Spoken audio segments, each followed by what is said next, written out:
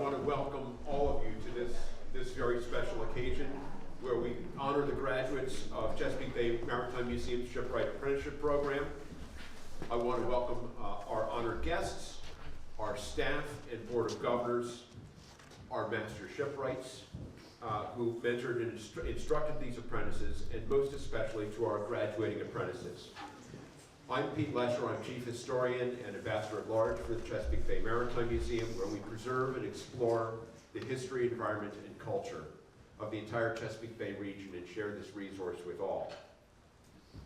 Since we opened our doors in 1965, as core to our mission, we have been preserving the region's indigenous watercraft. And from early on, we committed to maintaining these vessels in-house, where the public can witness not only what it is we're preserving, but how we do it. And I'm going to get into a little bit of the why. More than 20 years ago, we recognized the need not only to preserve these vessels, but to preserve the skills required to build and maintain them, and ensure that those skills get passed down to the next generation. We took on apprentices as a means to transition graduates of boat building trade schools around the country, and there were quite a number of them, to journeyman boat carpenters and shipwrights, how to make that transition from school to the real world. In that time, nearly 60 apprentices have joined us, and our former apprentices have now or formerly worked in commercial yards such as Hinckley, the U.S. Naval Academy, various independent shops, in Maritime Museum shipyards and boat shops, including San Francisco Maritime National Historical Park and Mystic Seaport, in boat building trade schools, including the Great Lakes Boat Building School, the Wooden Boat School, and the Port Townsend School of Woodworking, and in the allied maritime industries, including the National Oceanic Atmospheric Administration and commercial tugboat work. They have done this across the country. They have done this across the Atlantic. And notably, they've done this right here in Chesapeake Bay Maritime Museum's own shipyard. We recognize the value of this education, and we seek our own graduated apprentices as full-time shipwrights. As you will hear, we're continuing that trend with this year's graduating graduates. About 4 years ago, while we engaged our apprentices in the construction of the Maryland Dove, the largest wooden vessel built in this harbor for more than a century, we formalized our apprenticeship program with the Maryland Department of Labor, ensuring that it met all the rigorous standards for a state apprenticeship program, in return for which our graduates became credentialed, adhering to a pathway long accepted in other trades. We continue to attract some of the best and brightest aspiring shipwrights from across the United States, and today we are immensely proud to honor two who have met all the requirements and completed the 2-year program. It is now my privilege to introduce Tom Seip of the Seip Family Foundation, the longtime sponsor of Chesapeake Bay Maritime Museum's Shipwright Apprenticeship program. Tom's love of this work is deep-rooted in a lifetime around boats and yards at the highest levels, including an America's Cup syndicate. We couldn't do this without the Foundation's robust support, but you need to hear that directly from Tom. Tom? Thank you, Pete.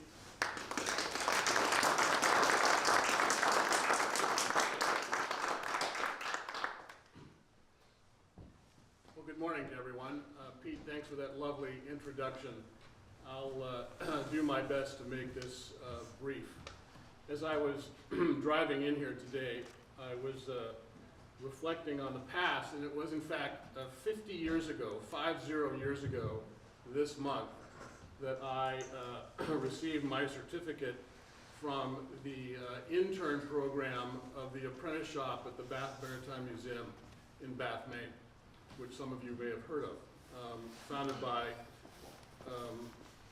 by a legendary woodworker and teacher named Lance Lee. I couldn't afford to complete the full 2-year apprentice program at the Apprentice shop. I had wasted 2 years in grad school at the University of Michigan, was pretty much flat broke, and decided that the best thing for me would be to leave Bath, Maine, moved to New York to move in with my then girlfriend, who was kind enough to offer me a place to sleep.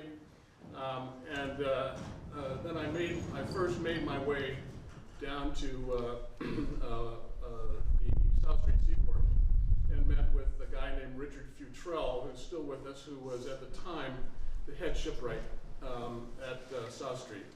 And I told him that I was really wanted a job there. I told him about all of my great qualifications from the apprentice shop at Bath. And he said to me, Tom, we'd be happy to have you as a volunteer, but we only hire people who have completed apprenticeships, not just not just 3-month internships. So I couldn't find a job doing what you guys are doing, so I had to go to Wall Street instead, and here I am.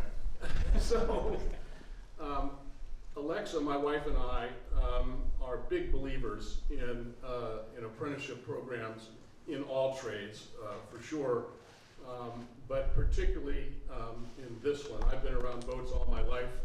As Pete said, my first living memory is on my grandfather's Lightning when I was 2.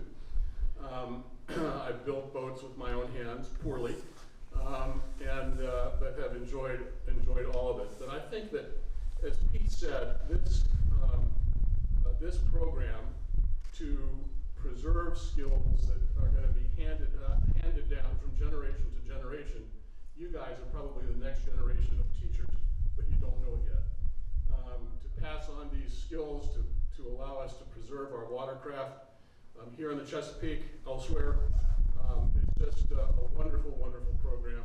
We're very pleased to be involved. We will continue to be involved in providing financial support to apprentices. So Carstan and Kaeo, let me add my own congratulations to Pete. I'll give the mic back to Pete, who can get on with the ceremony. Pete.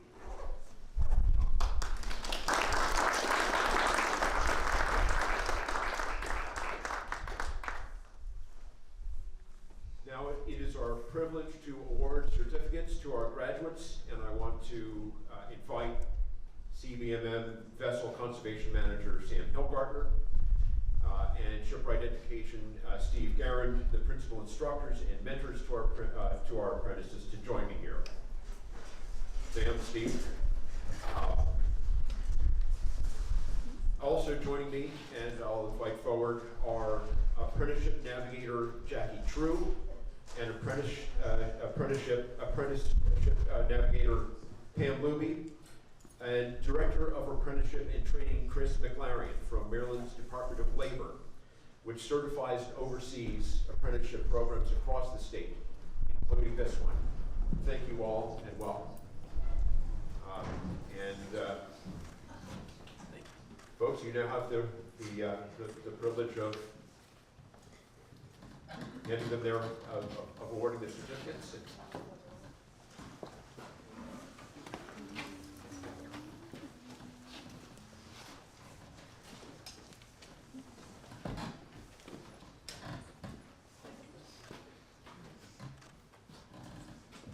Congratulations to our graduates.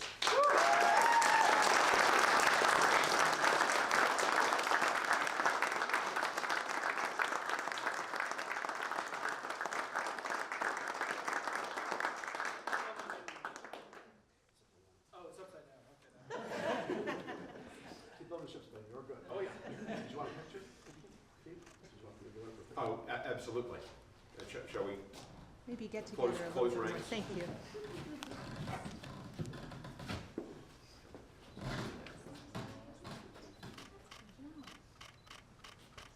Thank you. And next I'll turn the mic over to one of our instructors, Sam Hilgartner, for sharing his reflections on this occasion. Sam. Thank you all for being here. This really is a program that is near and dear to me. Educating the shipwrights here is something that when I was introduced to the position that I am currently in, I was most enthusiastic about this component of it. Working with the apprentices, working with the program more generally, and yeah, hoping really to make this something not just meaningful, not just something cool to do, but something that really will endure through a person's life as a formative experience and as something that's truly technically advantageous for their development in a profession. So I want to say a few words about Carstan and Kaeo. I've always been a huge advocate, very bullish on Kaeo Clarke. Since I first met Kaeo, I noticed his prowess in vessel operations and boat handling. He had this raw passion, this raw understanding and ability that is very special. A lot of people, when they start something, they start here, and they slowly climb. I really feel with Kaeo, I mean, and this might be partly thanks to his family, his father, his upbringing, but it seems like it's in his bones when he is, behind the wheel of the vessel he's never operated before, he's already right here. So he came into the program with that background, and as he's made his way through the program, that has been reflected in his work. So he has naturally gravitated toward vessel operations, rigging, spar construction, but also he is phenomenal in restoration, bigger structural repair. I think when we're interviewing apprentices, what I always look for is the passion for boats. So occasionally there's someone, they think it's cool, they think maybe they're romanticizing some part of it, and that can always be a good place to start. But Kaeo had just a true interest in boats. He already knew what they were, what they entailed. I don't think he was actually ever romantic. He might be the first apprentice, maybe the only person that works here even that isn't very I'm not romantic at all. romantic about boats. In other ways, he's very romantic, but when it comes to the vessels, he's not, which I actually think is a great benefit to him and to the longevity in the trade. So I've learned a lot from Kaeo. There have been times where there was about a half a year where for some reason Kaeo and I were just constantly moving boats together, and I learned a lot from him. And since then, whenever we need a quick and speedy boat operation, we've got Stanley Norman here, when we need boats brought back and forth between institutions or organizations, I don't think about any of the professional shipwrights that work here. My first thought is, where's Kaeo? I gotta call Kaeo. That's not to put down any of our shipwrights, but to uplift Kaeo. So I'm very pleased that I can speak for Jeff Reed that Kaeo is going to stay with us at least for a little while.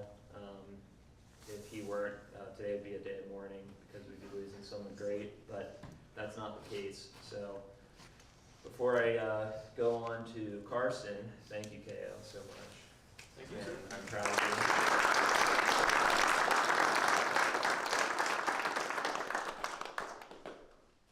So we've had apprentices that have started in the past, and they don't really know what to get into when they get here.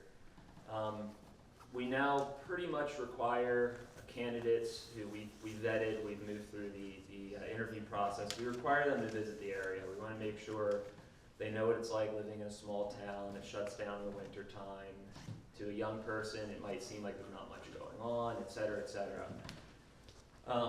Carstan has always had a true zest for life. He has never hesitated to go after what he has wanted.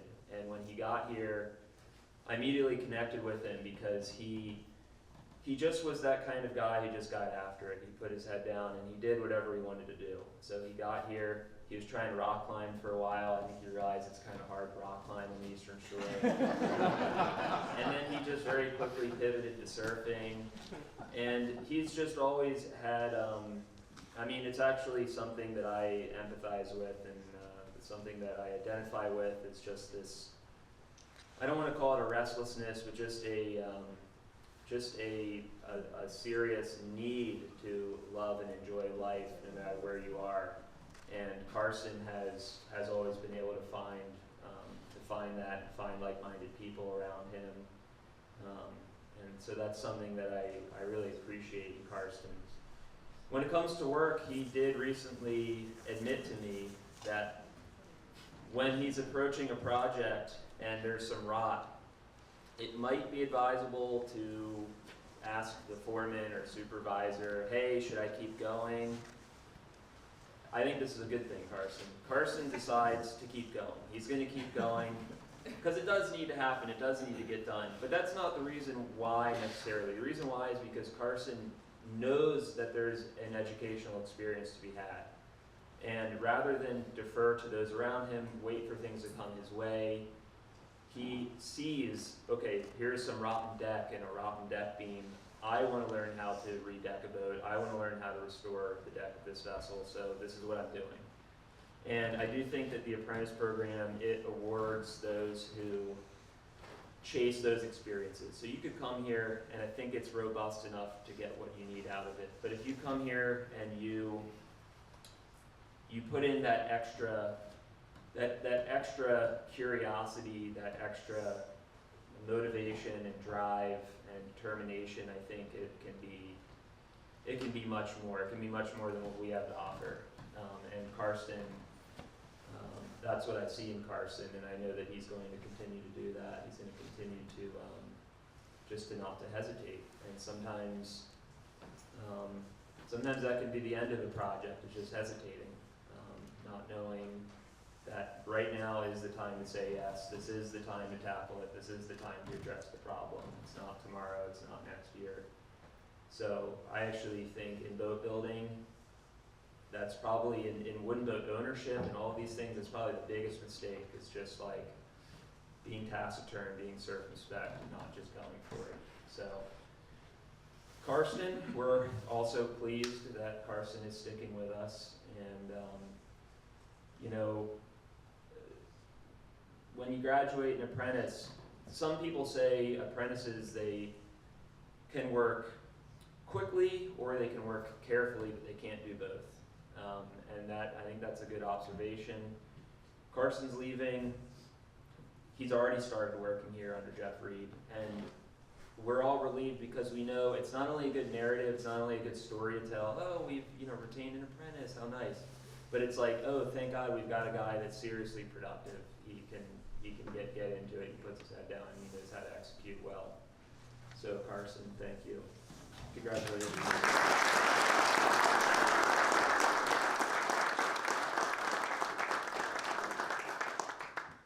I'm going to turn this over to Steve Garland. Some of you might know the program has recently changed to some extent.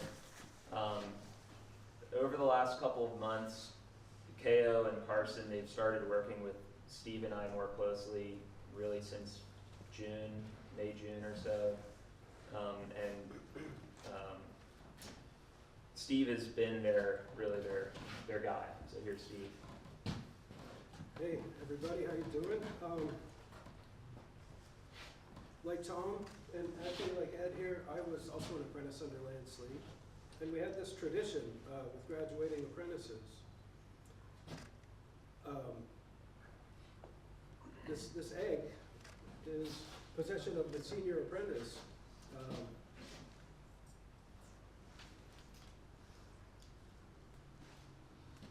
I'm just going to read what I wrote. When I was an apprentice, we had a little tradition where graduating senior apprentices would present to the junior apprentice an egg. And the egg was a symbol of the rare and fragile knowledge of the traditional shipwright. It's a symbol of our stewardship of the skills needed to keep our ilk from going extinct. It is our obligation to take care of our craft, but more importantly, to always be generous in passing along what we have learned. We will all thrive. I would love for these guys to pass this egg on to our new senior apprentice.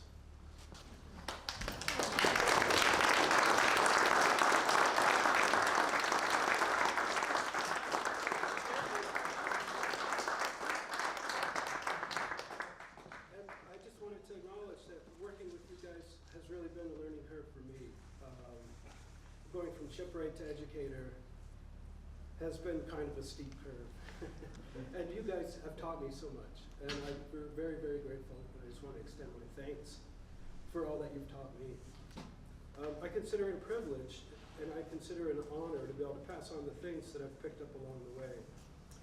And working with you guys has been the very, very best part of my job.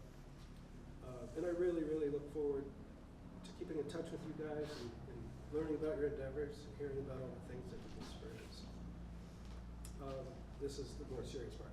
I imagine you guys, during your apprentice, as great sponges, absorbing everything you've been told and everything you've seen, plowing into your psyche, your soul, and your muscles, all the things you've experienced, an irresistible force drawing things inward.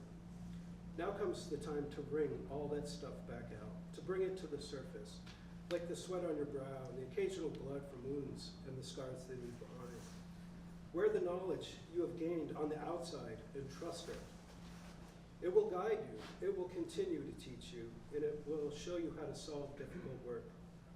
As one of my earliest mentors always said, proceed with full confidence. Your knowledge and the memory in your muscles will always show you the right way. Trust in it, and you will be astonished at what you can do. It's been my pleasure.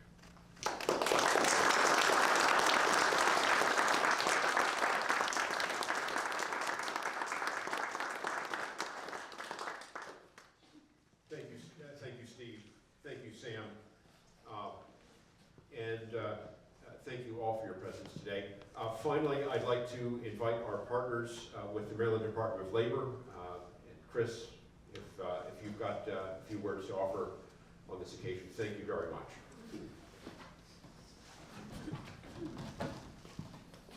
So if you notice, I don't have anything prepared to say on paper, which is always a really, really dangerous thing to do. But you know, if you think today was amazing, just do me a favor and just clap if you think it was an amazing day for these two guys.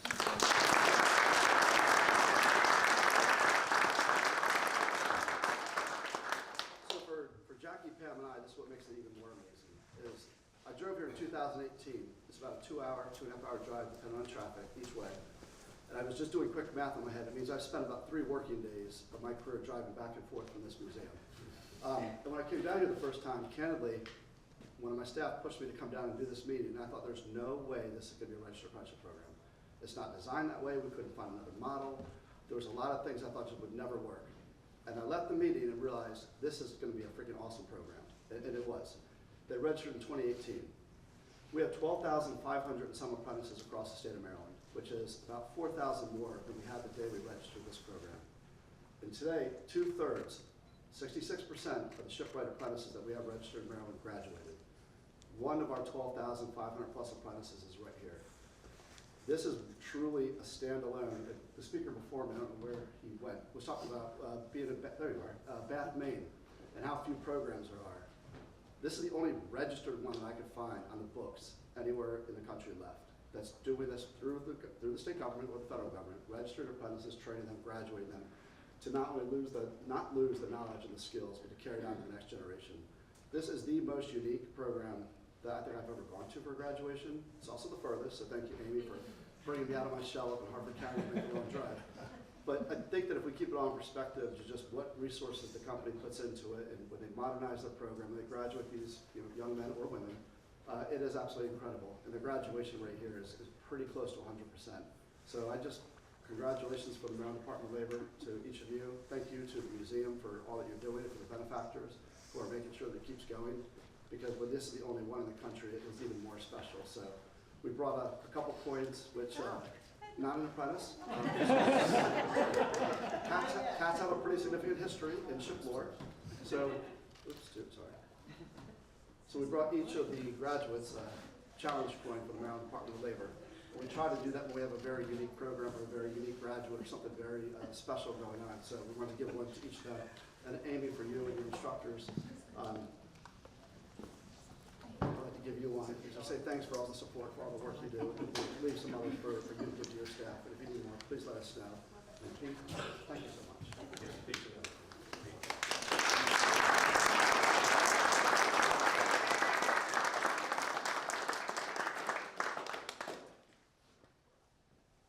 This is it. A final congratulations to Kaeo, Clarke, to Clarke and Gage, our newest graduates of this program. We are immensely proud. Yay!